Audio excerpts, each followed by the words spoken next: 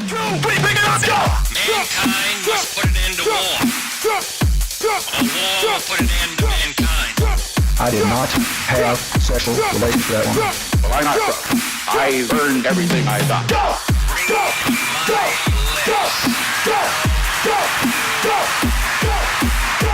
Change will not come if we wait for some other person. Hey, politics aficionados and addicts. This is Blind Partisan Show, and I am happy to be here with Wendy. Everybody knows Wendy, the famous entrepreneur, creator of the Green Bay sausage. Tell us about yourself, Wendy. I'm Wendy. I'm the famous creator of Green Bay sausage. I mean, infamous if you can't handle that elf voice of the mayor. Infamous. Look, I'd like to introduce myself. My name is Squiggy Miles Schmidt. So we had a coffee incident. I couldn't control my laughter when I heard that because it just seemed to fit that particular scene a little too well. It was a little strange. So as you probably guessed, we are here to talk about the wheel tax today. So I hope you're all excited to talk about that wheel tax. You excited about that, Wendy? Yeah. Yay. Nope. We're gonna talk about Wendy's favorite issues. So I don't know what you want to start with. We had three kind of broad topics. Let's I don't know. Let's start with slumlords. Slumlords. Landlords, slumlords. Yeah. And so recap your situation if anybody doesn't follow you on the interwebs. So my situation is kind of just it's not a big deal in comparison to like the big issue. Right. So my landlord is Troy Lisetsky. I've known him since we were 5 years old. Some may have saw an article in the Press Gazette about his fines to the city. While in the meantime, he owes a lot of money to the city, his creditors, other companies, other contractors. So I kind of, between the deal that I got on rent and knowing the guy and me kind of wanting to see for myself what was really going on here, because before I rented from him, I had lunch with him a couple of times, and he claims innocence in all this. So I kind of wanted to see for myself. And honestly, for the most part, he has been taking okay care of us. Like our stove doesn't work. We can't boil any water. But other issues, for the most part, he gets to relatively timely or sends his guy out to take care of things. Right. But what had ended up happening, and apparently he was like in jail shortly before this happened. But there was... Well, we do lock people up. Yes. A lot of people in our country. Yes. So I probably have to go in next week. Oh, that's cool. No. I'm trying to avoid being locked. I'm not a fan of getting locked up. But yeah, so we had that horrible blizzard, and he did finally come to try to plow, and he managed to get himself stuck in the driveway. So my husband actually shoveled him out, and he didn't say thank you. He just got back in his truck and just left with everything unplowed. So Matt shoveled out the parking lot so that people would at least be able to hopefully get to work. And then it snowed more because, that blizzard lasted for 3 days. Long story short, though, when all that shoveling was happening, I had a chance to talk to neighbors about their stories. So there's a guy that's been there 7 years, and there's a woman that's been there 2 years. And they've dealt with things like no power for 4 days, mold, threats even. I don't, and it's not my place to say, so I don't want to go too much into it.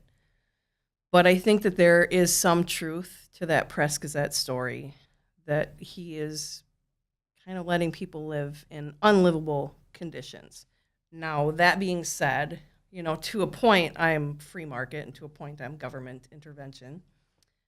I don't see anything wrong with charging more money for high-risk clients. He has some of his tenants I know have horrible credit. They have criminal background records where they might not be able to rent from other people.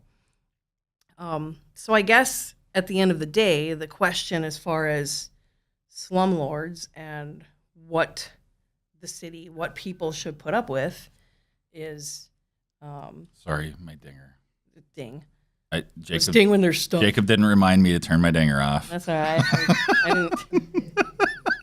I didn't turn my dinger on. I'm either. incapable of independent thought. I'm sorry. But I guess when it comes down to the brass tacks, Now we're gonna have a tax on brass. yes.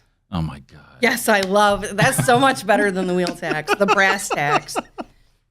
When it comes down to the brass tax, like a thumb tax. I understand. Okay. There aren't really a lot of other people that would rent to some of his clientele. So that being said, I think that he should be able to charge whatever he wants. That's free market. But when you're letting people live in unlivable conditions, that's not so good. So like the issue of like my stove isn't working that good, and it's my understanding that in future leases he might not include appliances. That's fine. But if you're going to include appliances, make sure that they work, that they're not moldy and disgusting, and not for anything that the clientele is doing. So that being said, I mean, the city has condemned one of his places already. I did get this fantastic letter a couple of days ago. Just read it. I'm writing to advise you that I've been convicted of 2 criminal misdemeanors for failing to return security deposits or provide a statement of withholdings within the time prescribed by law. Our company now has systems in place to make sure that we do not make the same mistake again in the future. We paid full restitution to the victims, and we can assure you this will not happen again.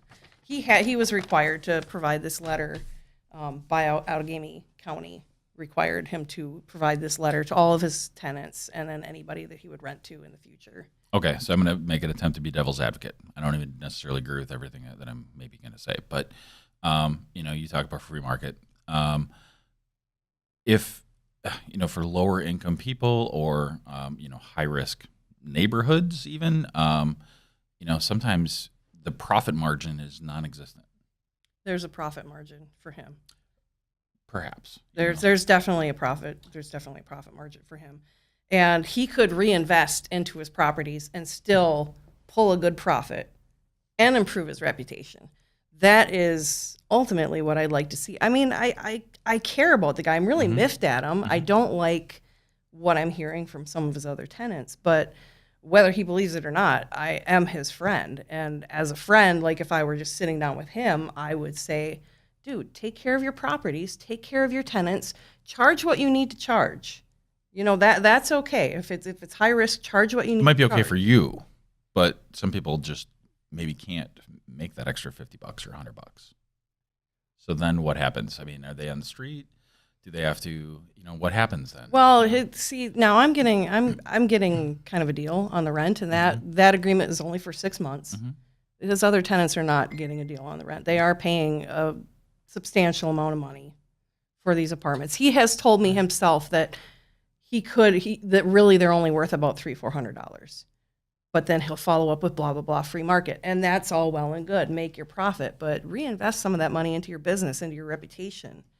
Yeah. And then the city won't be on your butt. Yeah. I mean, there are, it's not a golden money printing endeavor, though. I mean, I think you make more profit with scale, and I don't know how many units he has, but, my understanding is it's really tough until you hit a certain scale to provide good customer service, have a full-time person dedicated to maintenance. He's got a lot of properties. I actually have the list of all of the deeds that he owns. So he's got the scale. Yeah. So does he have like a full-time maintenance person?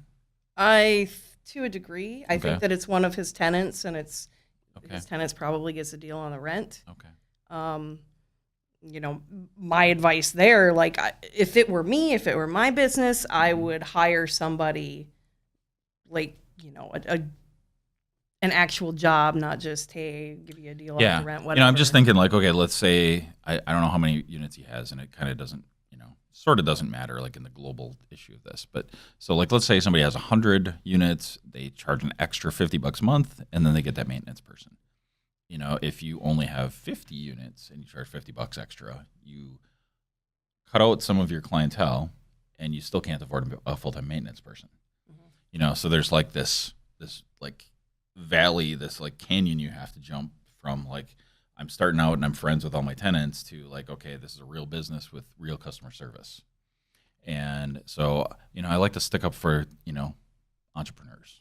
So, Right. you And, know, and I understand that. And obviously I do too. Otherwise Yeah. these conversations would have never started with him. I wouldn't even Right. be renting from him. What I was hoping that I would find is that he was on a level and then I could help him fight the city. Yeah. But that's not what I've found living there. Again, he's taken okay care of us. It's not the best, but for what we're paying, it is what it is. See, I have the opposite take. Like, I would rather our landlord completely leaves us alone. I would never. I would rather fix the stuff. I'd rather pay to fix the stuff, not have it. Just whatever. Yeah.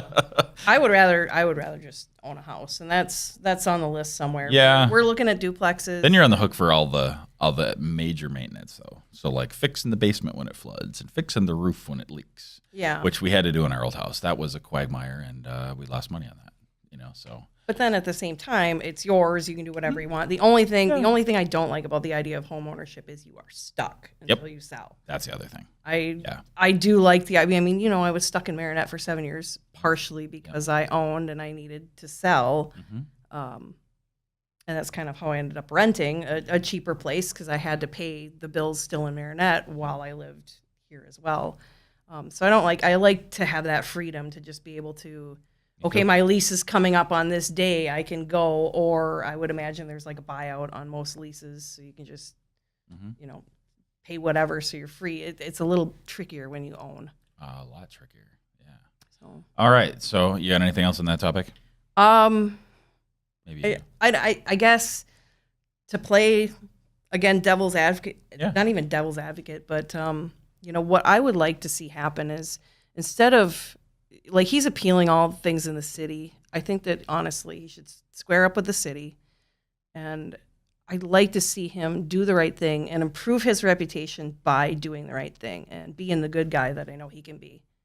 Well, and now that we have a new regime in city council, see what I did there? Yes. Maybe that'll be easier. Like, in reality, everybody gets a fresh start. Right. So, about that, I know you've done some parodies of the old city council, the new city council. What's your global take on what's going on? My global take. Well, I don't know. That's a strange word. Yeah. Wow. I don't know. I mean, I guess what's the big picture, and then if there's any little stories or anything. Well, in the big picture, I think overall, the council that we have is pretty good. We have now. Yes, Okay. that we have now. I would have liked to have seen Shannon win. Okay. Because she seems to me as somebody that can shake things up. And since we lost Guy, she would have been a good girl To shake things up. way but in a more respectable, Yeah. not douchey way. I mean, I can see that, but she was in Randy Scannell's district, right? So, that's the thing. Can we just spread the good people around? Maybe. Well, we can't because you can only run where you live. Theoretically, I know there's allegations on that too. But but you're happy with everybody? For the most part, I guess. Are they parodiable?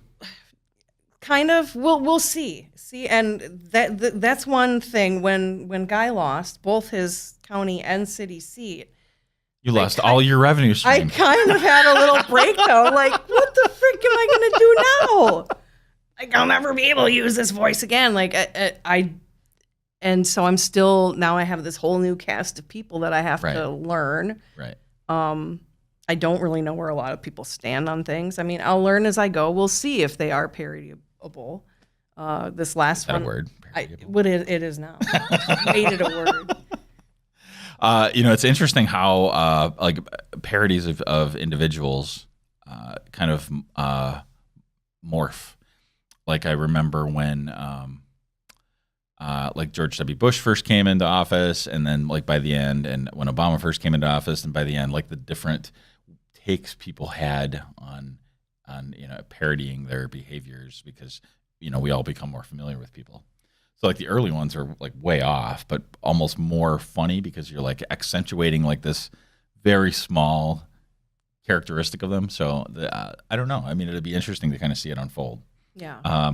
So personally, I like the fact that we have kind of like you said, that we have more female representation on there. I think that's huge.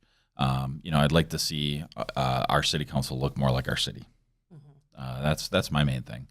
I don't know. I don't. You got anything else to say on that?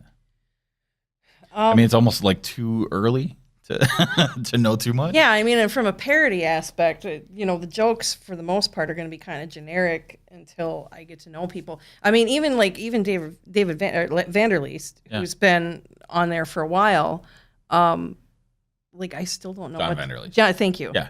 It's warm. And No, that's okay. There's David Vanderleest involved. Yeah, in yeah, politics. but he's the other guy. John Vanderleest, I still don't know what to do with him because I don't really know him. He doesn't speak all that often at council, or at least when he did, he would get muddled by, I was too busy paying attention to Zimma. So right now, my joke for him is just he hates owls because they keep him up at night. I don't know what else to do with him. Is that a thing he said? No. Oh. It's a thing I made up. Okay, It's it's... No, he's like a classic, fiscal conservative guy. And, so he would be against, I presume, the wheel tax. I don't think he'd be for that. Okay. So things like that. So, I mean, I would find myself agreeing with him on most things, I think. But then there's the things that like a fiscal conservative Republican type of person wouldn't agree with me on. I expect some of that is probably the case. Right. I did capture a little bit of that. There was a parody where the council was trying to pick the mayor's present, and he did suggest getting him a nice card. Right. So. Yeah. And so the thing that I think I disagree with most Republican conservatives is marijuana. So this was always a pet peeve of mine with libertarians because 20 years ago, 30 years ago, I didn't view the jail situation the way that I do now. And of course it's gotten worse. So maybe that's not all on me, but I don't think that I think we've finally crossed a barrier where you don't have to be considered a pothead to be pushing for legalization. Right. And I think that's huge. So like we had Chuck Schumer recently and John Boehner. I mean, to me, they don't get any more like Republican than John Boehner. Right. He's like a Republican for a Republican. So what are your thoughts on the whole legalization thing right now? Well, the same as they were when I was 18 years old, running around telling all my friends to vote because we're locking people in cages for stupid things. I do believe that it should be 100% legalized. As far as Wisconsin goes, if they seem a bit hesitant, if we could at least get it legalized for medical, that's important to me. Anybody who is against that, I recommend that they have MS for 7 years and see how that goes for them. Well, with the pills that they'll throw at you to treat that. So I was just going to say the FDA just approved that CBD based CBD that is great for seizures. That can be okay for stiffness in the body. That's not going to do anything if you have vertigo and you're throwing up.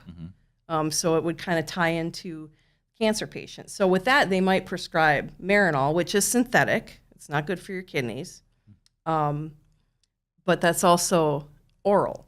So if you're dealing with nausea and vomiting, you need something that's going to not come right up. Yeah. So. And where do you think things are really at right now? Do you think we can get something through in Wisconsin? I think that the state representation would have to change. You think so? I do. I thought we had. I was just kind of doing some quick searching before we came up, and there's a bunch going on in Michigan. That's Michigan. No, I know, but that's only an hour north. I know, but so you look at Menominee. You look at Menominee, Michigan. Yeah. And people have their medical cards. Yeah. They're not full legal. They're just medical. Right. But then you look at Marinette, which is literally over the bridge. They passed, the Marinette City Council decided to pass a law banning all marijuana, regardless of what the state decides. So if the state decides we're going to make it legal or we're going to make it legal for medical, if you're a Marinette, too bad. Okay, so all right. So that particular issue, that's interesting because where should that legislation come from? And of course, because you're in favor of it, I'm in favor of it. I mean, I would like it. There'd be no rules, right? But realistically, if the citizens that in a democracy want to pass a rule, Should it be local or should it be state or should it be federal? I think that it should be legal at a federal level. However, it should be taxed at a local and state level so that, maybe we wouldn't need things like a wheel tax. If you look at what Colorado's doing right now, there's one city that they're going to put $3 billion, or was it $3 million? It's a large number of tax revenue that they've gotten from marijuana, and they're going to help homeless people. Why aren't we doing that? Why isn't Wisconsin doing that? Yeah. I really, it pains me because we're doing the opposite, right? We're spending money to build prisons. That's where, the 0.5% sales tax, not just the wheel tax, a big portion of that, the county budget, big portion of it goes to the jail. Right. Huge portion of it. And we just built a new jail and how about we downsize it? I don't know why we're locking all these people up.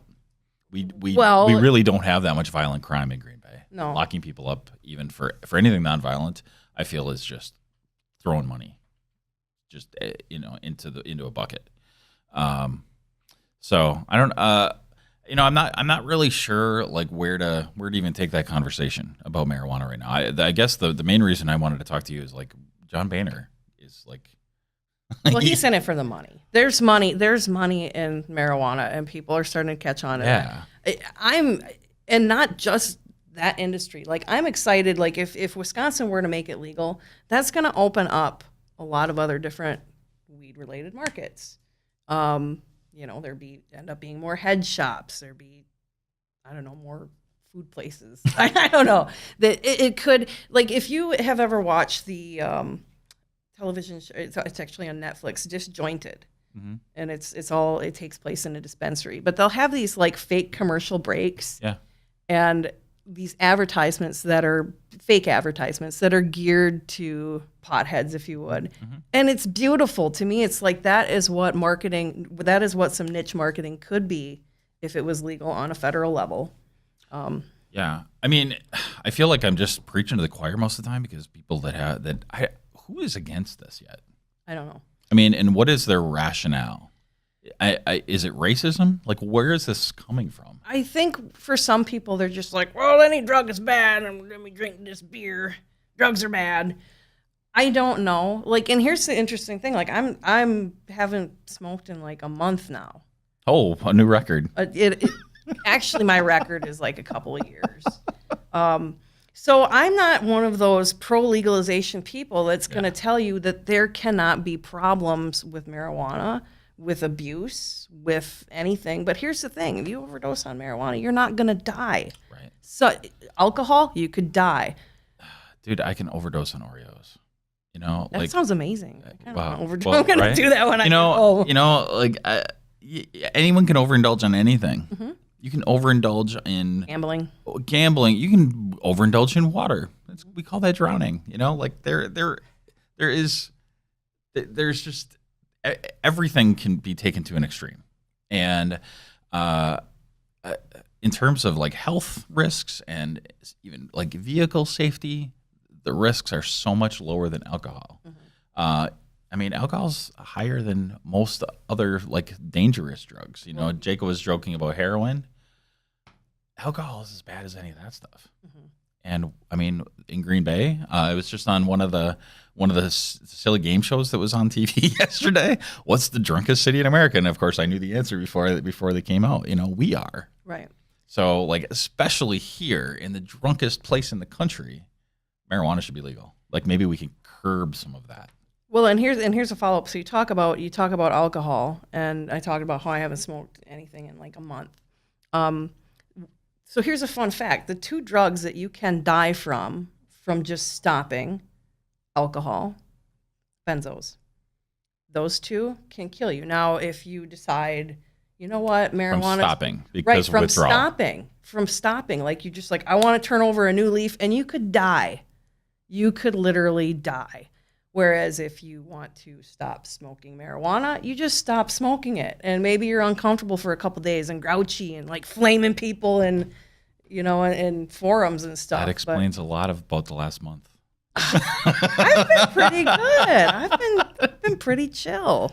No, some of that's MS. You can get mood swings just from that. And I'm bipolar. So that's a lot of fun.